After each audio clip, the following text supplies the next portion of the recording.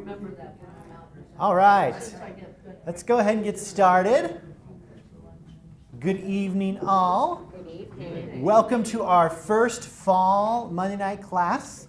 As you probably have figured out, we have decided to go a little bit back to a different route, but back to a very familiar route with our Monday night classes, now offering them Justice Country Club Christian Church. And we're excited to do so. We loved our partnership with William Jewell, but we wanted to try this for a year and reevaluate. So I'm doing this first one, obviously. Mike will be doing one in October, and then Dr. David May will be doing one in November. So should be a nice little semester of classes. I know Mike is doing Bible 101 in October, and then I don't remember what David May is doing, and that's terrible of me because I'm technically in charge of it. But It'll be good. it'll be good. It will be good. And you guys that know Dr. May, New Testament. yeah, those of you that know Dr. May know it's going to be a wonderful, wonderful say study. Bible 102. Yeah, there we go. So, regardless, I'm so grateful to have you all here tonight. We are going to have a wonderful class session tonight. At least that is my hope and my expectation. A little bit more heavier on discussion this first night, and we'll kind of go into that, and then some more concepts as we dig in. But before we do, I would like to start us off with a prayer. So would you please pray with me? Holy God, we give you thanks for this day.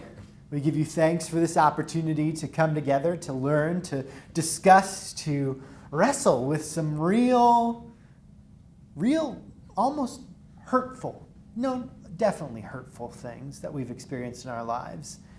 And maybe be a sea change towards betterment, to be a sea change towards what you call us to be in loving our neighbors as ourselves. Help our minds be clear, help our conversations be graceful, and let us go from this place ready to take on the world in front of us. In Christ's name we pray. Amen. Amen. All right, so tonight we're going to start our first of our 3-week course on personal political conflict. And I have a question to start off with tonight. Why are you here? You know, it says, the old saying is, if you want to have a polite dinner conversation, the two things you should never discuss are politics and religion. Well, now we're here in a church, and that's religion, and we're talking about politics. So I'm seriously asking, what brings you here tonight? What are you hoping to hear? Or why? Why are you here? Why does the other side feel the way they do? Why are they so clueless? Judy? I want to hear your perspective. Ooh. No, first, I'm here because I want to hear what you have to say. Okay, great. I promise you'll get that. My first answer is, well, the doors were unlocked, Oh. so we're here. If the doors are unlocked, we're here. Second, though, is to somehow give me some insight in that I have learned how to lead a protected life where I don't have to confront these things personally. Just by happenstance and by nuance, you can build a very big community in which everybody thinks just like you. But that doesn't reflect the greater world. And so a lot of that is defensive and protective, and I'd like to understand that. To understand the rest of the world. Yeah, absolutely. Yeah, Shelley. Well, it's not just political conflict, but also familial conflict and friend conflict, and so I'm sure that there's a lot to learn just on the whole conflict resolution, or how to not necessarily address it, but how to keep it from being destructive. Yeah, absolutely. Yes. And us staying in our own silos is the reason why we have a lot of the problems that we have. Staying in our own silos is a big reason we have the problems we have. Yeah, we're going to talk about that. I was at a presentation maybe 6 months ago, and the speaker, it was at Village Press, and the speaker said that in his opinion, one of the reasons why we were having so many issues today was because church attendance was down. So people were not in settings where many times they were forced to interact with people who didn't believe what they believed politically.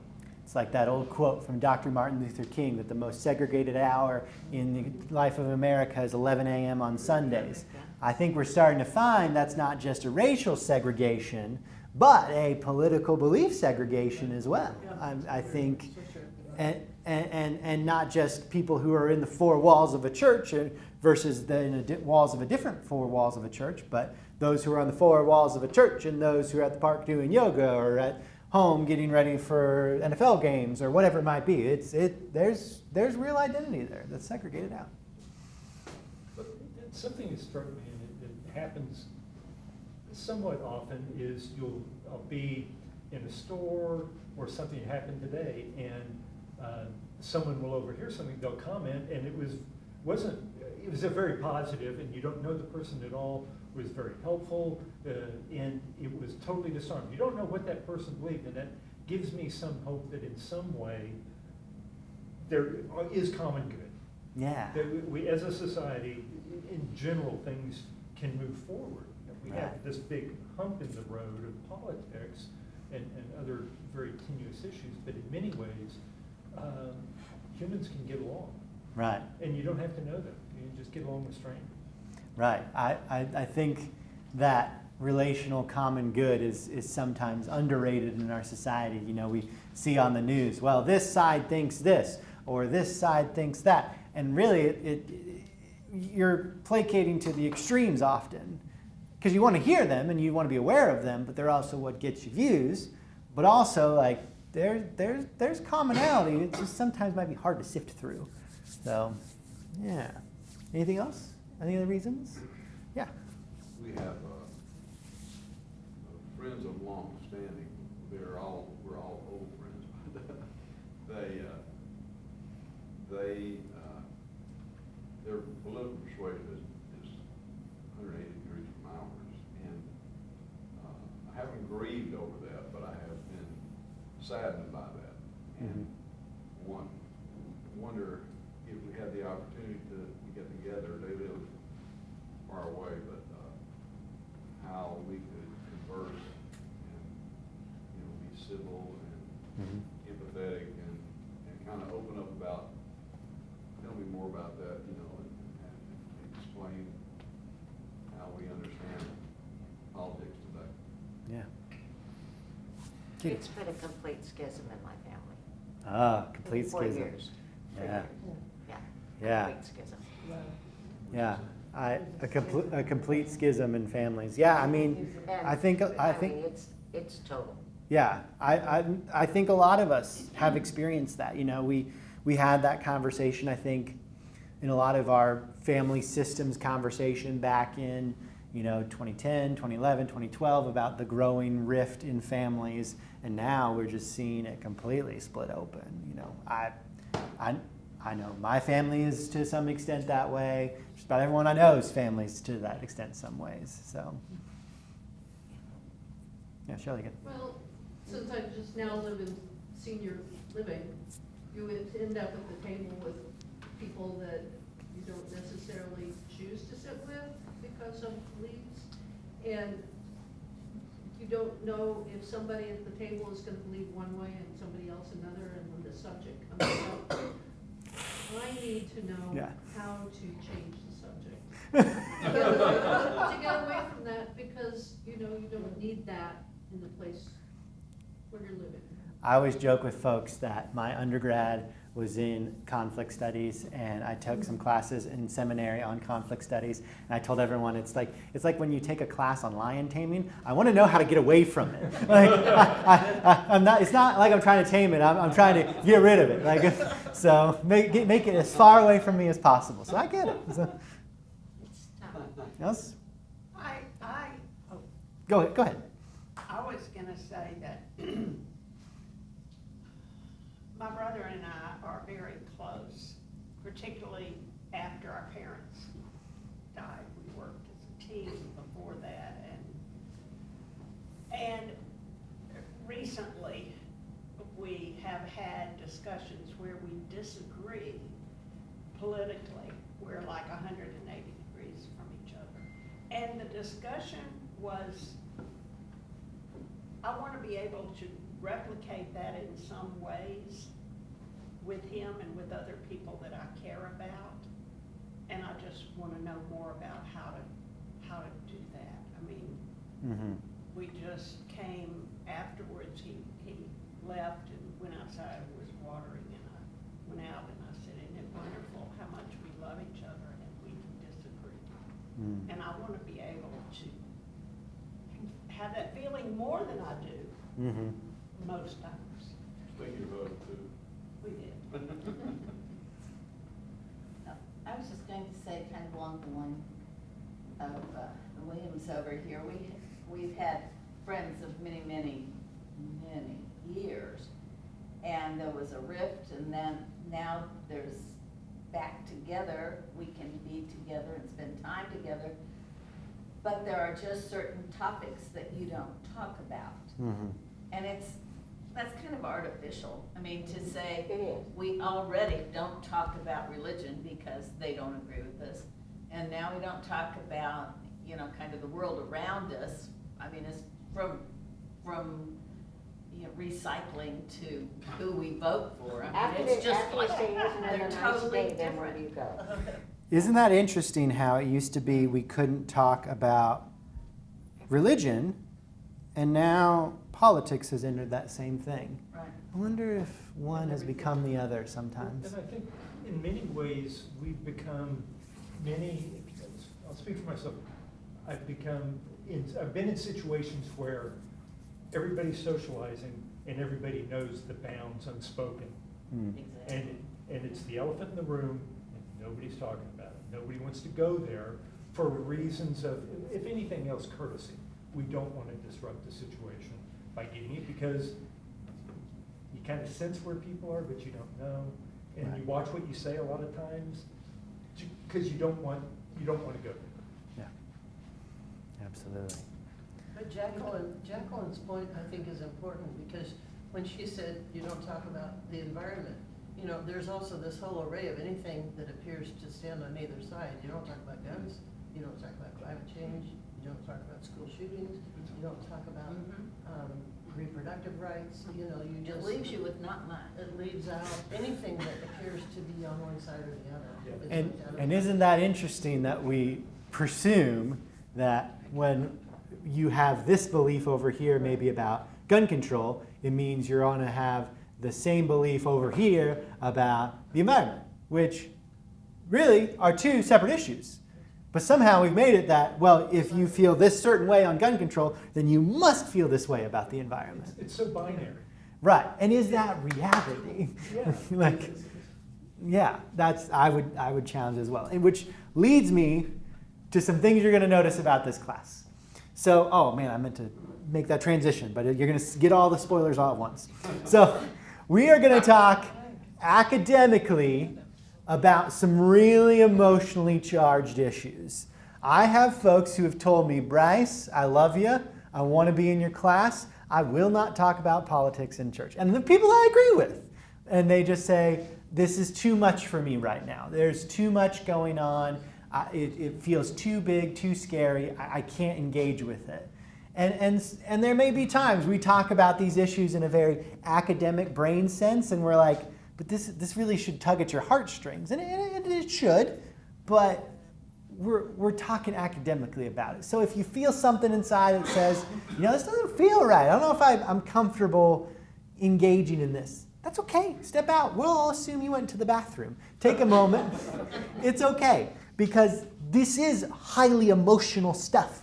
This is core identity, core beliefs, core our families. That's tough things. And so when we talk academically about them, it can kind of feel a little icky. So if you feel that, know that I understand, and that's all right. Respectful participation is welcomed. I fully anticipate everyone in this room will be respectful in their participation.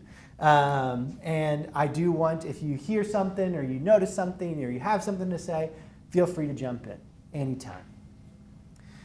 This isn't a policy debate class. It is going to be it's going to be tempting at times to say, Like, and especially maybe even in this room. I'm not going to make assumptions on everyone's political leanings in this room because that would be unfair of me. But there may be times when we all go, oh my gosh, how can those people believe in that? And I'm going to be like, oh man, I know, isn't that so frustrating? That's not what we're doing here. We're not trying to solve the world's problems. We're just talking about how do we talk about the world's problems. And when I say same goes for me, I'm not here to share with you guys what my political beliefs are. And believe me, they're pretty strong, surprisingly so sometimes. However, I, as a pastor, am more concerned not about making sure you all believe the same things I do, but what I have to offer is saying, this is how I converse with folks and have positive relationships and communication. So even if all of you disagreed with me completely politically on every other thing, I'd still want to have this conversation because to me, as a pastor, I want you all to be able to leave this room, these walls, and say, I can have these conversations with other people because of what I heard in this class. So you might be surprised sometimes. There might be times you think, well, maybe Bryce actually thinks that. You're not going to know. And you might get it out of me outside of class. But when I was growing up, my mentor told me never let people know what your political affiliations are, and he turned out to be one of the most politically minded ministers in the Methodist Church. So, didn't follow his own advice, but that's all right. So, outside of data presentation or referencing their specific organizations, you won't hear a lot of Republican and Democrat. Those words don't mean anything. It means an organization, and it's a party affiliation. It's important, and to a lot of people, it's a core part of your identity. But in reality, when I say someone's a Republican or someone's a Democrat, that does not inherently say anything about their political beliefs. Even if I say someone on the left or someone on the right, again, that's generalities. But if we talk about, let's say, climate change, folks who generally believe in climate change and those who are skeptical of climate change, or those who are in favor of gun reform and those who are more pro-Second Amendment. Distilling these things, and that's really going to be, we're going to hit on it a lot tomorrow or next week, but a lot of these conversations, we generalize people and zoom out and say, well, they are for abortion, so you can't, they're just a Democrat, and so they don't like it. It's a dismissive tool instead of actually getting down to what are the actual disagreements that we have. They're just pro-abortion. They're for killing babies. When really it's like, well, that's not what I believe. Like that's not what I believe about the issue. And so when we use those terms just as generalities, it doesn't actually fix anything. It doesn't actually get to the issue of what you feel. So again, if I'm presenting data, I'll use those terms because they're the ones we've got. But oftentimes I would rather talk about what are your individual policy stances. There are plenty of Democrats who are pro-guns. There are plenty of Republicans that would like to see more gun reform. These things does not mean necessarily you're all in one camp. We are not all black and white. So I try to do that same thing here. Which brings me, roadmap. So tonight we're going to talk a lot about understanding. Again, this is going to be a much bigger discussion piece. So for those of you that maybe are watching this later, understand that this is a big discussion evening, and the next two are going to be a lot more content, just so you're aware. But for those of us in a room, tonight is going to be a lot of, well, how are we divided and how did we get this way? Why are we this way? Then next week we'll talk about how do unto others is how Christ would respond. Really how we should respond in political debates? Like, should we really be following Christ's example here? Because that might mean some things we don't want to do. But a lot of that will be talking about the Christian perspective as well as maybe some baseline conflict management, not even necessarily related to politics, but conflict management of how you have tough conversations overall.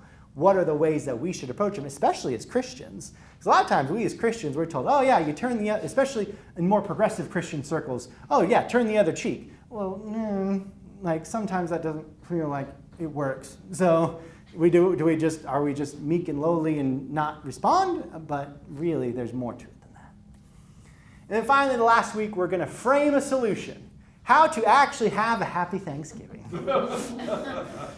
That is going to be big on strategies. That one's going to be big on what we need to do to have these good conversations in preparation for the holidays or other family events. And that one's going to be a deep, deep dive into what we like to call framing, which we'll go into as we get a little bit closer and a little bit today. But first, I want to offer up a case study. I'll tell you all a story.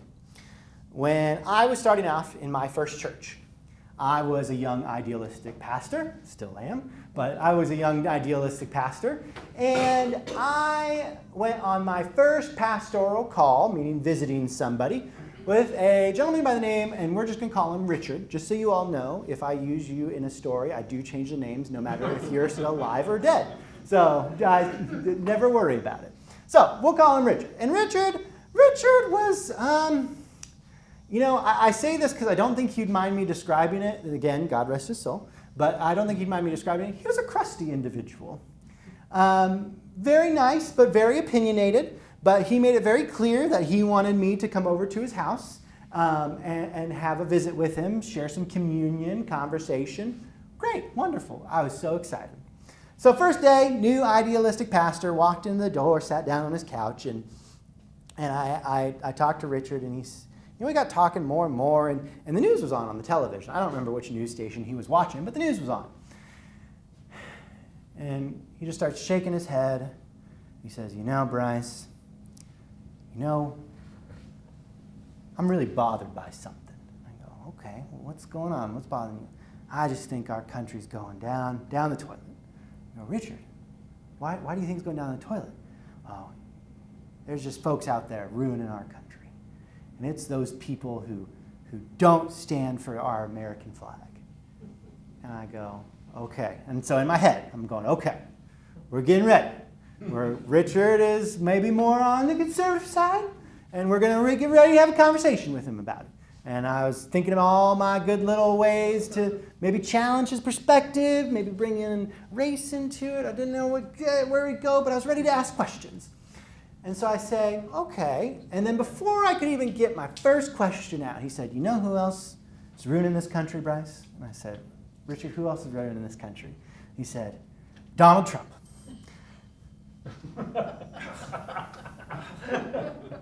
And I tell you, my young idealistic pastor brain didn't really know what to do with that.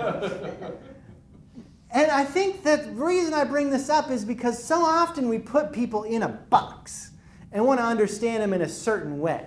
But that's not how people engage in this work. Most people, and maybe less so now, but for the most part, most people try to look at individual situations, individual topics, individual debates on their own merit. Maybe they'll get spoon-fed things from their preferred media bubble of choice, or maybe they'll get spoon-fed people from their friends and their community, and they're like, oh, well, this must be how I feel at it. But on a core level, when we engage with an issue, we're engaging just with that issue. Think back to the coronavirus pandemic. A lot of times when that was first starting, honestly, the more conservative members of my church, where I was at, were the ones who were the most concerned about the coronavirus pandemic. In fact, probably my most conservative member told me, Bryce, we have to get hand sanitizer stations for the church. And this was in early January. And I remember going to the rest of my board and being like, well, so-and-so wants us to get hand sanitizers for this pandemic, so we probably should think about doing it just to make them happy. Looking back, it was totally reversed from what I would have expected. But when we are first met with an issue, before we have this other stimuli coming at us, we ourselves are trying to make a conclusion about how we feel regardless of our party affiliation. And sometimes there are other aspects of our lives that are informing us for that conversation. For example, a few things I didn't tell you about Richard. Richard was a lifelong union man. Lifelong union man who worked a union job, who voted the way his union told him for many, many, many, many years. He was about 90 at that point. So you can imagine which side he'd more often fall in line with.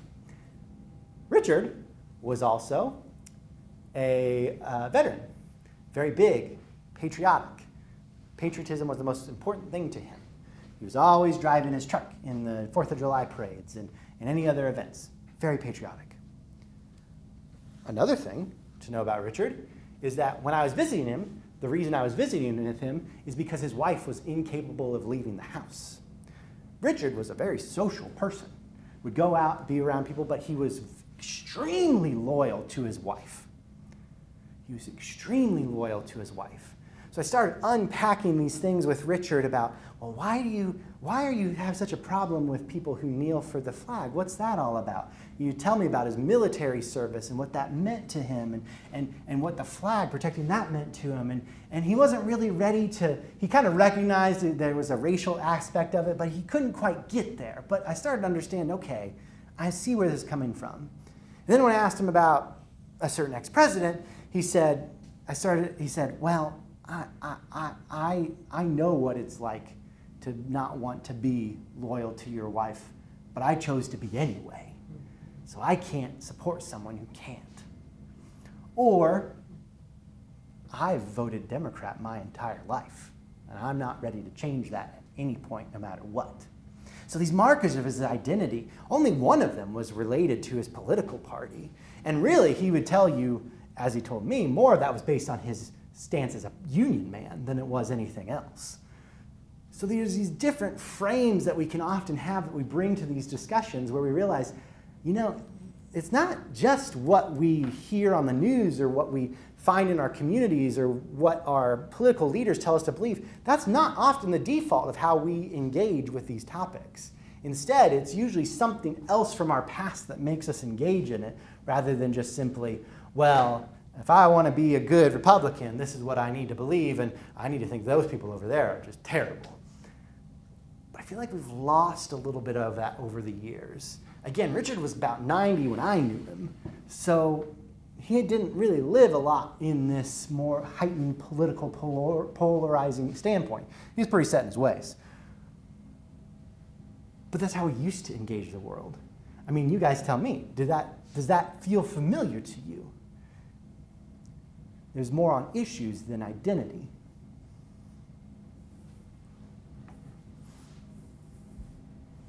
And sometimes we don't know what the issues really are. Oh, say more about that. Because of the control of the information that we get. Sometimes that could be the case. Got to be real careful with where your news sources are. And we'll talk about that too. Well, let's talk about this growing political divide. We hear about it in the news all the time. We're more divided than ever. We're more divided. No one can get along. No one knows what the other people are doing. No one likes what anyone else is. Republicans and Democrats can't get along. It's like cats and dogs, what's going on. And the data would tell us that divide is getting bigger and bigger. This is from the Pew Research Center. And as you can see, starting with Eisenhower, you saw, it's not unusual for Republicans or Democrats to have a bigger affinity towards the president from their own party. That's not weird. That's not unusual. That makes sense. But it used to be that, so Eisenhower, he had 88% approval from Republicans and 49% approval among Democrats. Great. Kennedy comes in office, 84 between Democrats, 49 Republicans. So about half of the other party approves, on average, of the work that they've been doing. Then you get to Johnson, 40%, Nixon, 34% of the opposite party, or that kind of makes sense. 36 when you get to Ford, 30 Carter, very complicated presidency. But then you start going 31 with Reagan, 44 for George H.W. Bush, with a major drop-off towards the end. Clinton, 27. George W. Bush, 23. Again, major drop-off at the end. But then you got Obama, 14%. Trump, 6%. Biden, 7%. And all the while, approval ratings for these different folks since Reagan have been in the 80s of people of support from their own party. You can see the gap is just wider and wider and getting wider with each and every single presidency. But it's not just how they view presidents, how folks who are more partisan in nature view presidents. Highly negative views of the opposing party are far more widespread in the past. So this is a percentage of Republicans with a blank view of the Democrat Party. Now, you can kind of see there's an unshaded area that's just unfavorable. And that's always, since 1994, been around above 75% for the most part, at least over 50. Not unusual since 94. Not totally unexpected. However, very unfavorable. In 1994, Republicans had 21% of Republicans had a very unfavorable view of the Democratic Party. In 2022, 62% had a very unfavorable view. But it's not just Republicans, it's Democrats as well. 17% in 1994 had a very unfavorable view of Republicans. All the way up to 2022, 54% had a very unfavorable view of Republicans. It's not just how we view our presidents, but how we view the parties in general have been getting more and more divisive, more and more describing them as very unfavorable. And it's not just an American problem. There are plenty of countries that are becoming more and more divided as we go along. But we do it better than anyone else. This graph, and it's kind of hard to see, so I'll kind of explain it. I'll explain through it. This was back in 2020, summer of 2020. The majorities of governing party supporters say their country has dealt with the coronavirus outbreak well.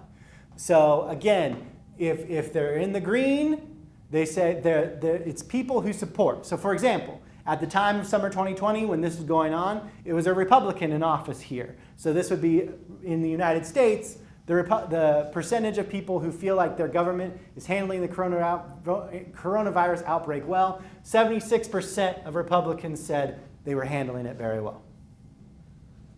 29% of those who do not support the governing coalition, which in this case, in our country would have been Democrats, 29% said we were handling it well, for a difference of 47%. And as you look down the line, France was at 34, Spain at 34, UK at 33, Japan at 25, Italy at 16, 16 for Sweden. It just goes down and down all the way to Australia, a 5% difference, and Denmark also a 5% difference of people who supported the governing party and who opposed the governing party and how they handled COVID. So more and more divisive. And this is one issue of saying how our government is supporting this. There's a big difference depending on who it is you support, if you support what the government's doing. As compared to other countries, where that gap's a little bit smaller. However, despite that growing political divide, I don't think we're as divided as we think we are.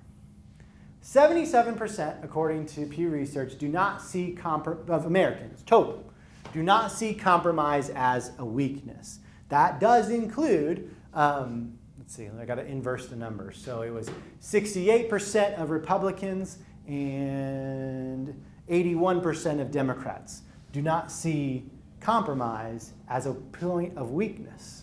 That it's okay to compromise. You can find middle ground. You can do things that are middle ground. And people generally don't view politics as an end-all, be-all to relationships. This graph here tells us most Americans do not believe political differences preclude agreement on other topics. So this idea of you ask someone, okay, let's say someone believes, like someone, say you're pro-life. Let's just say you're pro-life. And you meet someone who is pro-choice. And what this survey is asking is, do you think that because this person disagrees with you on this political issue, that means they'll disagree with you on everything? Bryce, Yeah. in this particular one, talking about pro-life, was this before or after? I'm just using it as an example. Okay. This is if anything, like this, it wasn't specific to abortion. So so people are just saying, if you hold different views about politics, it generally does not say a lot about how much they'll agree on other topics. All adults, 59%, agreed that your political difference doesn't mean you're going to disagree on everything. What I find so interesting is this, is 65 and older, 68% agree with that, but then it drops to 58% for 50 to 64, 58% for 30 to 49, then ages 18 to 29, it drops to 53. And so there's kind of, the younger you are, the more you see the political differences as an important thing. That, I might suspect, might have something to do with the particular topics that we're dealing with, such as abortion, environment, gun control. I think that's usually felt stronger in younger populations. Yeah.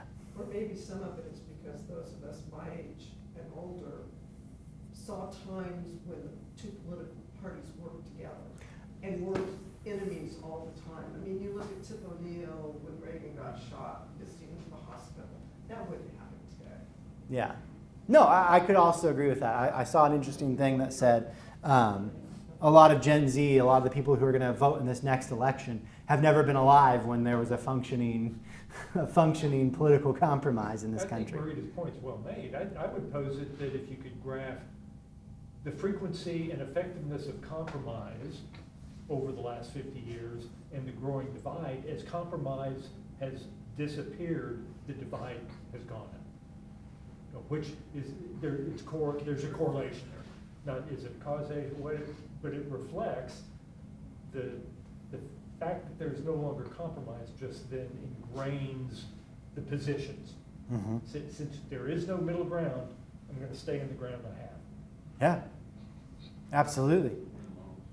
I mean, and yeah, zero-sum game. and it seems like,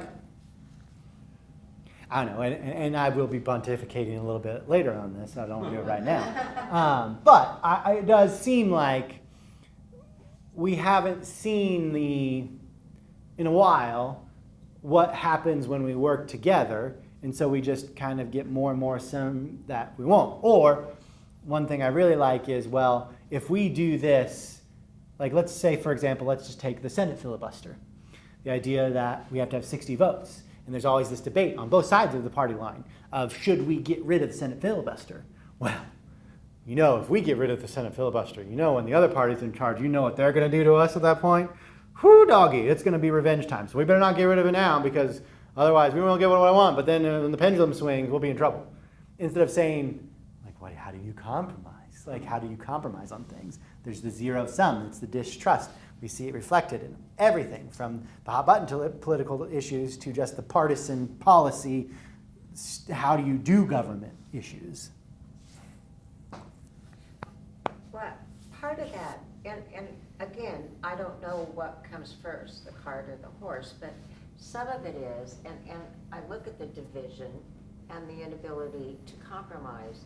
Some of what's happened is that we have alternate senses of what actual facts are when you're dealing with things now. And I think that we've changed. We used to have three news stations, and when it was an opinion, they had to say it was somebody's opinion at the bottom. Now we have cable, and they have no boundaries. Mm-hmm. Cable has no boundaries. They don't have to do the two sources of checking that traditional used to or the newspapers used to. And so you're getting people that aren't dealing with the same factual material. And I find that that's gone, as we've seen, the preponderance of that. You looked at some of that stuff. When did cable really get started? And the internet. You know, the cable and the internet, and you know, you looked at that and it really hit, or you know, some of that was around 94, 90. I would question it. I mean, so we really saw, you could debate this, and it would depend on who you are. So I know that in my own life, and this isn't based on facts, it's just based on people that I know, there would be some people who would argue that a lot of our political divisiveness started in the second George W. Bush term.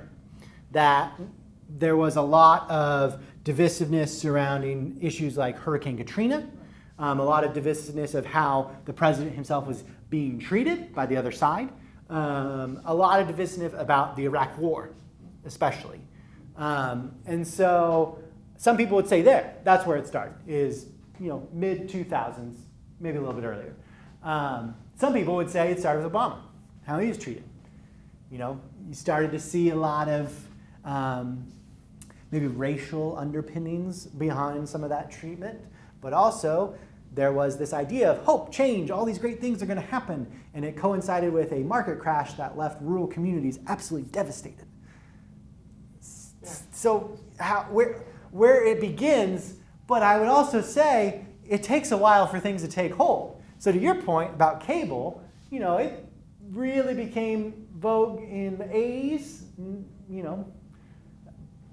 but then internet. The 90s. Right, into the 90s, but then internet really got going. Yeah. During George W. Bush's term. So I think there's something there. Sometimes I perceive, based on what I see and hear, that this is a money game. The people who control the information are making a lot of money. And the more dissension and disagreement is, the more people watch because they want to see what's going on. And so they're making a lot of money off of it. So I'm gonna show my cards a little bit here, even though I said I wasn't, but I'm going to anyway. And perhaps I might be judged for it, but here, and don't worry, it's only on YouTube for anyone to check out later. So my favorite newscaster, current one, love him to death, David Muir. Yeah. I can get lost in those dreamy eyes forever. But someone who is calm-natured, who brings a balanced perspective on ABC, and just tends to just report things as is. I really like David Muir. Very calm, cool, and collected. Some people would also call that boring. Same with, I do enjoy getting my news from NPR. Again, something a lot of people would call boring. Because you're right.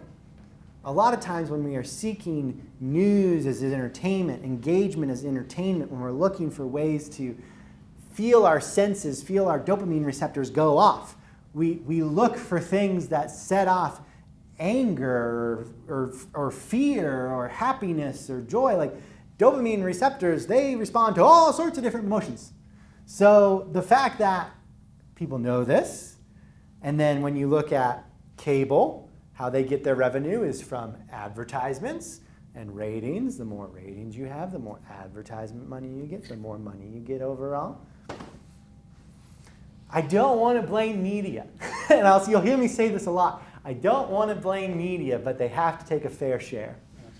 So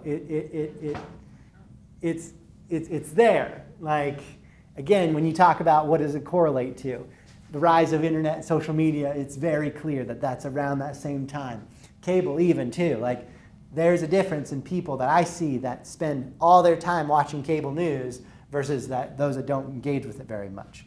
I'm not saying to be ill-informed. I'm not going to ever argue that. But there's a difference between what sources you're getting your news from. And it'll change even more. We have now professional influencers,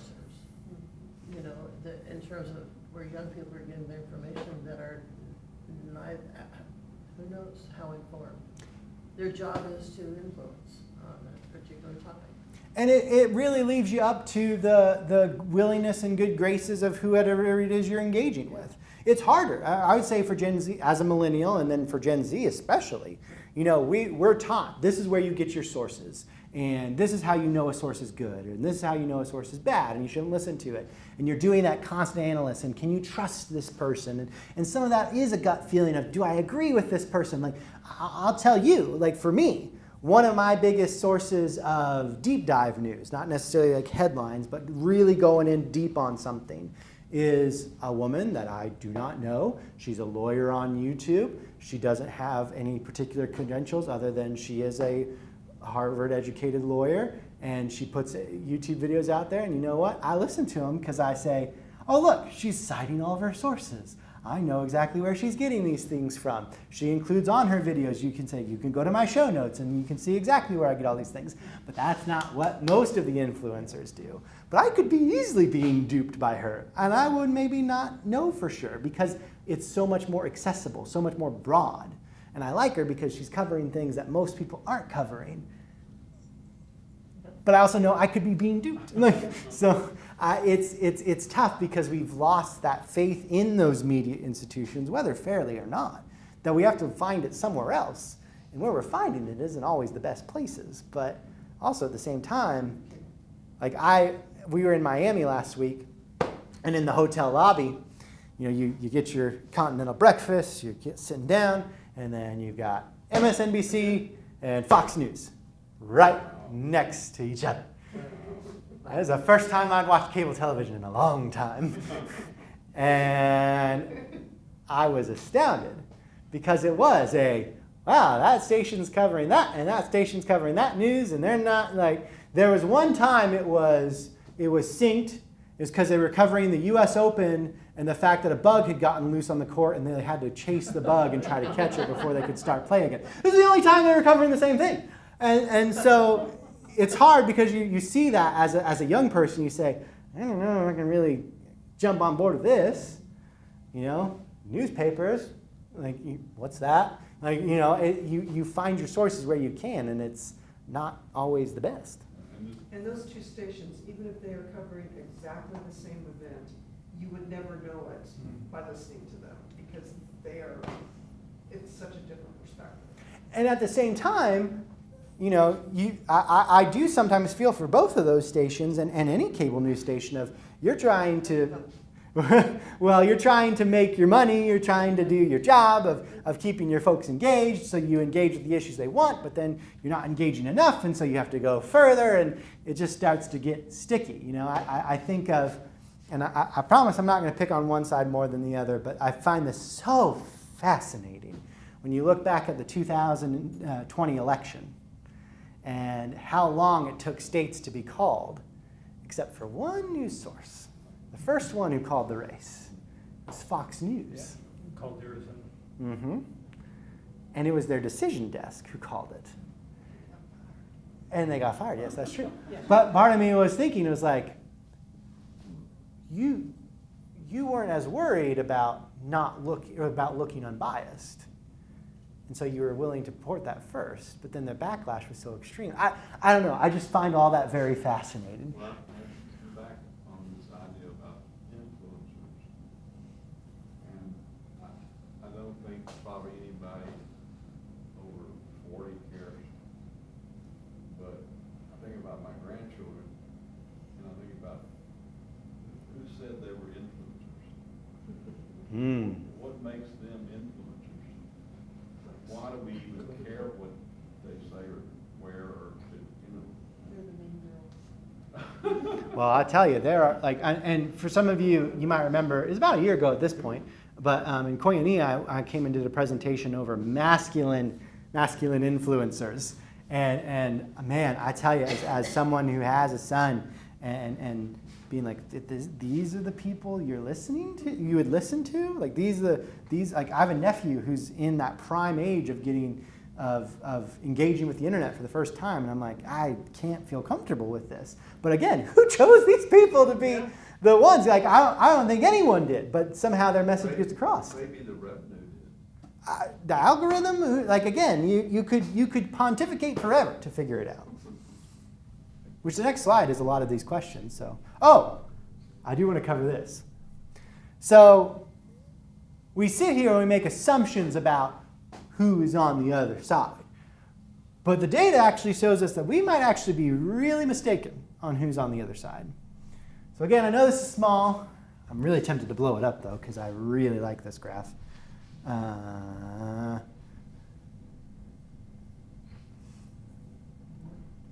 As much as I possibly can anyway. So this graph, the question is, thinking about people who identify with the Democrat/Republican Party today, what percentage from 0 to 99% of Democrats, Republicans do you think are blank? And so let's take this first one, for example. We'll go over here. What percentage of Republicans are evangelical Christians? Believe it, Democrats guessed 52%, Republicans guessed 53%. The reality was 54% of Republicans are evangelical Christians. But look at this. What percentage of Democrats are atheist or agnostic? Republicans guessed 42, Democrats guessed 29. In reality, it's 12%. Keep going. Under age 30. What percentage of Democrats are under age 30? Republicans said 48%, Democrats said 41%. Reality is it's only 22%. 65 years or older. Democrats guessed 52 for Republicans. Republicans guessed 48% for Republicans. 27% of Republicans are actually 65 or older. We don't know. We don't know who each other are. We make assumptions on what the other side believes. We make assumptions on what someone who's in a different political category as us believes, or who they are, or who they love, or what age they are. We assume this microcosm because it's easier, psychologically, it's easier for our brains to be able to put people into different categories. So if we say, evangelical, straight, white man, you must be conservative. 18-year-old, 18-year-old lesbian woman, black woman, you must be Democrat. But there's nothing inherently about those identities that says for sure. Now, it's more likely you might be one or the other, but there's nothing in those identities inherent that says you are definitely going to be Republican or Democrat. But our brains make it that we want to have that safe assumption. It's the same reason why you might see someone and say, okay, I know that I've talked to this family member about gun control before. I've made that mistake. So I'm not going to bring up abortion. But you have no idea if they think the same way as the party line. They could, they might, they could very well. But you don't know, and so we don't engage. Or when we engage, we automatically go to, well, I love this. I get this on all the time. Well, I know this is how you feel about this subject. Well, I know we disagree that, well, we've never talked about this last I checked. You might be right, but we've never talked about it. And that's the piece that I want us to get to over the next 3 weeks, of how we frame these conversations with one another, fairly or not, is really what's causing us a lot of issues.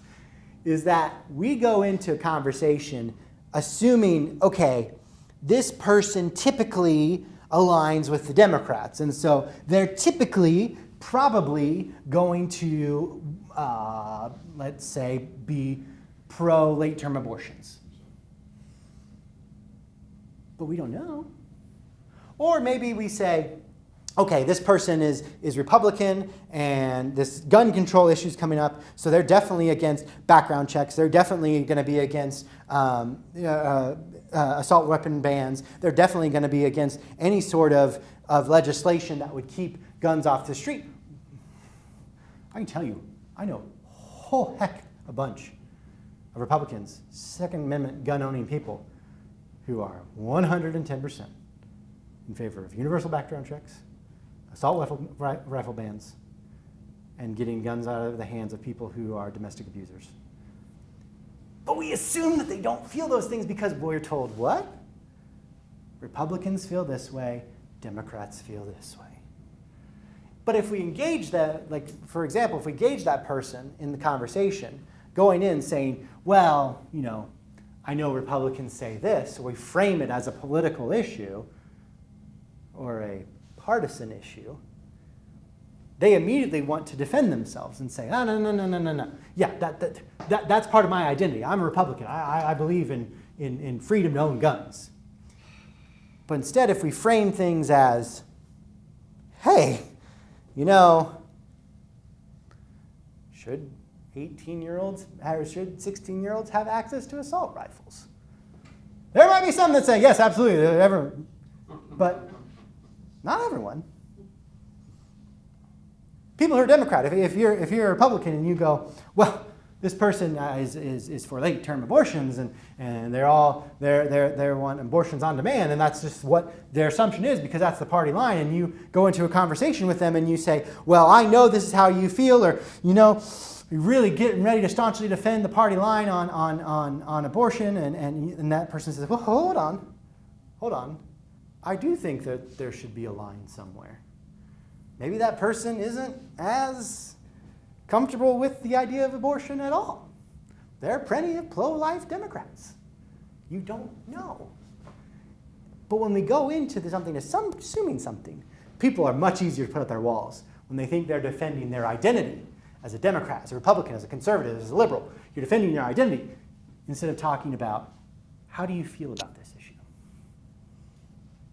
So that's where we're going to go in the next couple of days, next couple of weeks. It's not always going to be comfortable, but it's where we're going to go. So we have a few more minutes left. I want to talk about some of these. We've kind of been talking about them earlier. Since, what do you see in these numbers that we see? Why might this be our current reality? What's to blame? And is this divide something you see in your own life? Do you think we're really as divided as we see we are?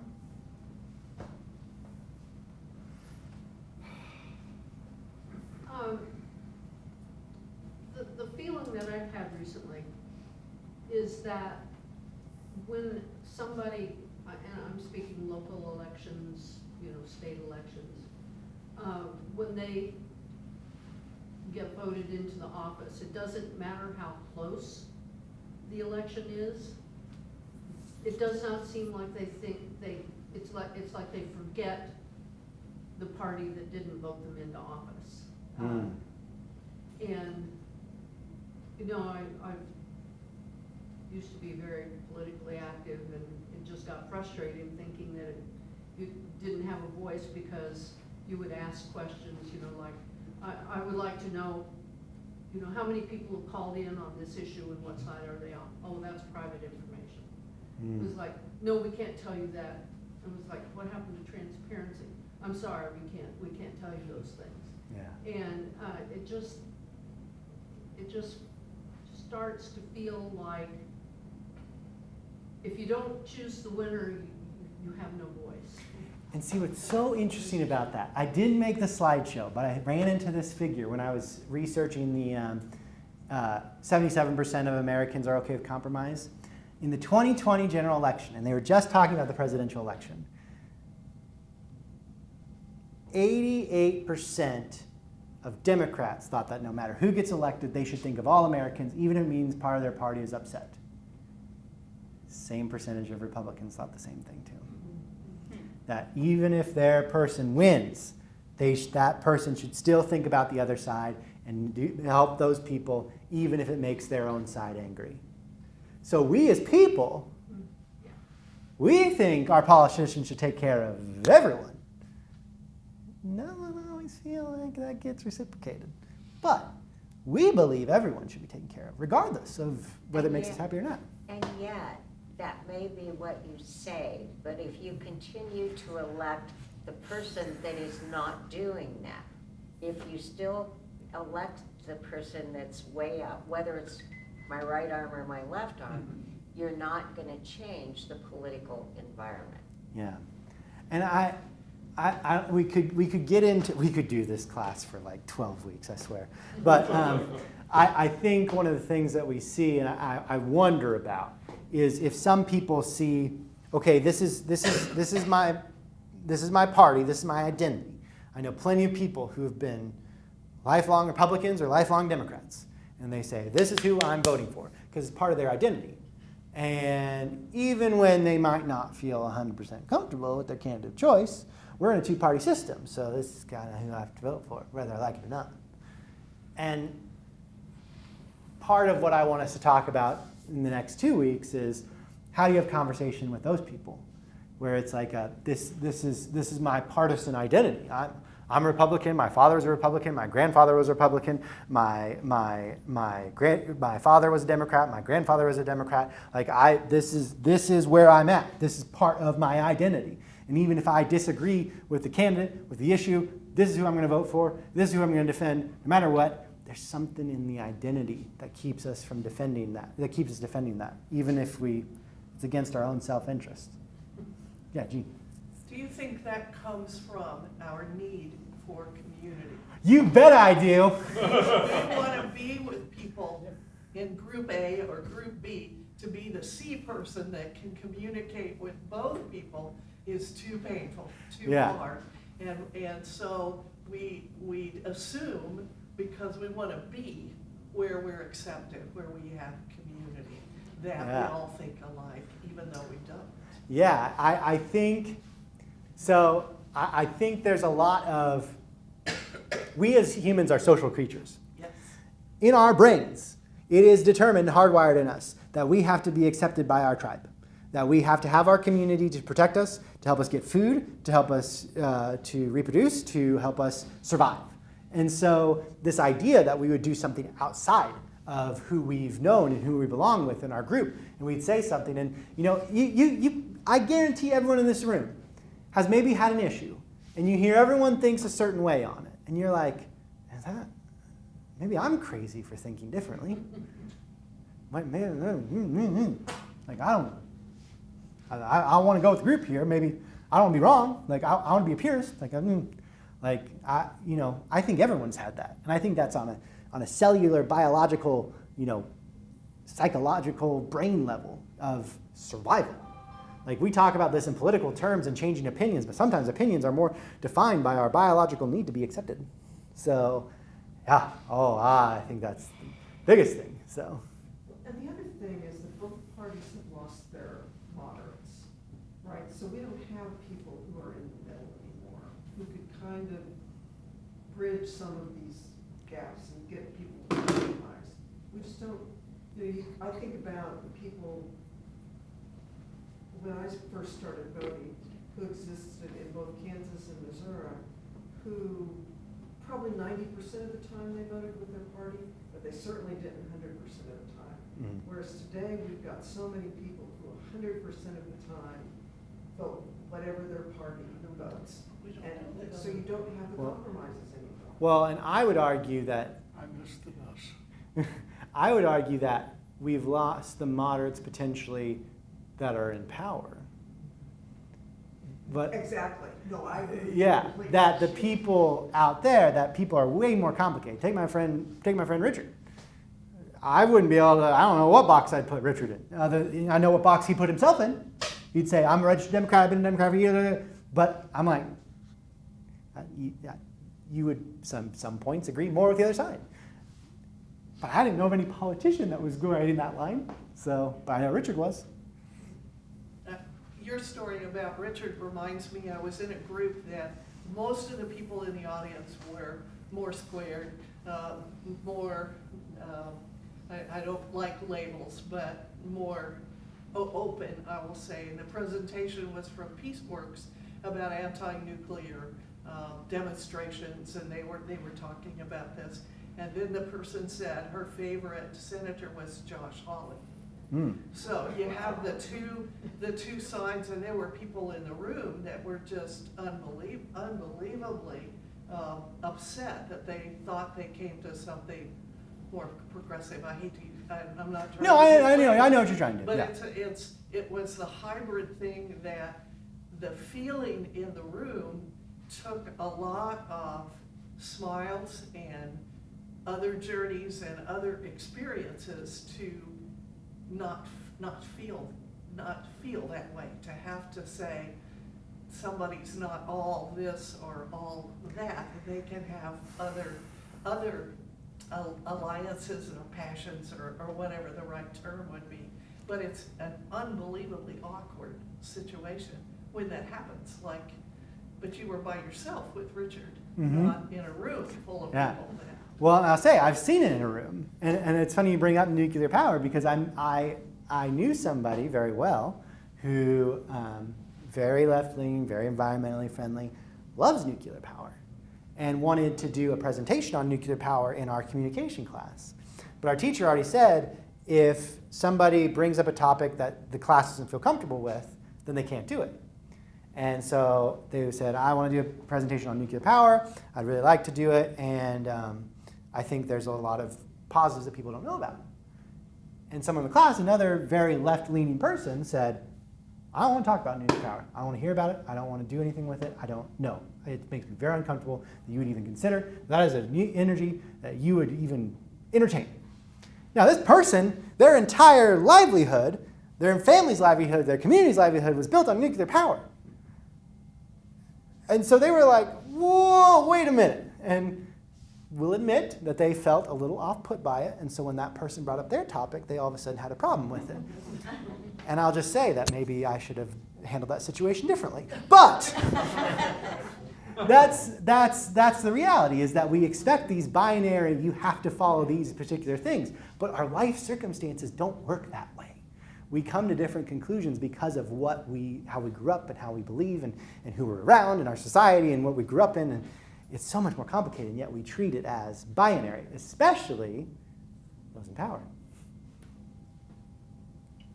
That's why this is called personal political conversations. I'm not going to tell you how to interact with your senator or your congressman or what you should believe when you go run for office yourself, but rather, how do you talk to someone you know about these political conversations?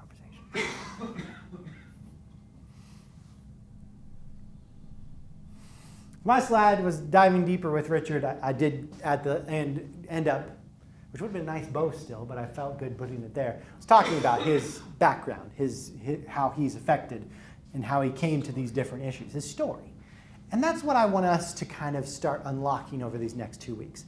How do we, in our conversations, especially with the people we know best, frame their stories to understand, well, this is why they have those beliefs. And maybe we analyze our own beliefs on our own frame of reference.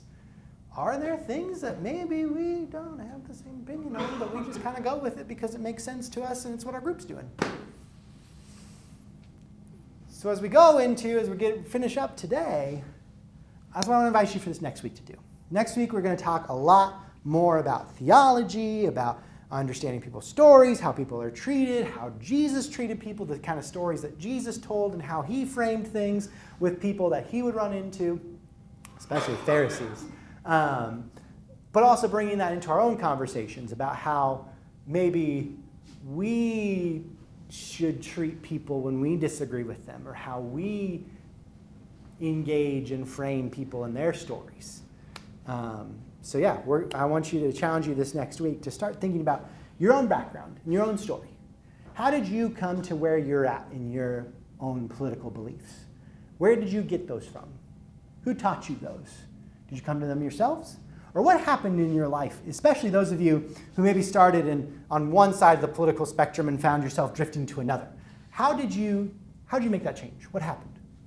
Start thinking about your own story this week. And we're going to talk a lot more next week and dive into that a little bit more. So I thank you all for coming. I know we started with a prayer.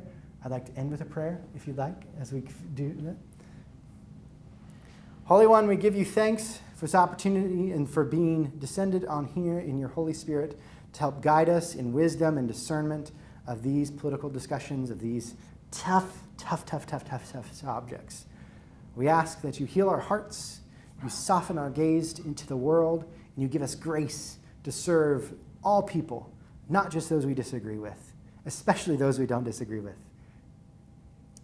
We ask that you bring peace to our hearts and bring heaven a little closer to earth. In Christ's name we pray. Amen.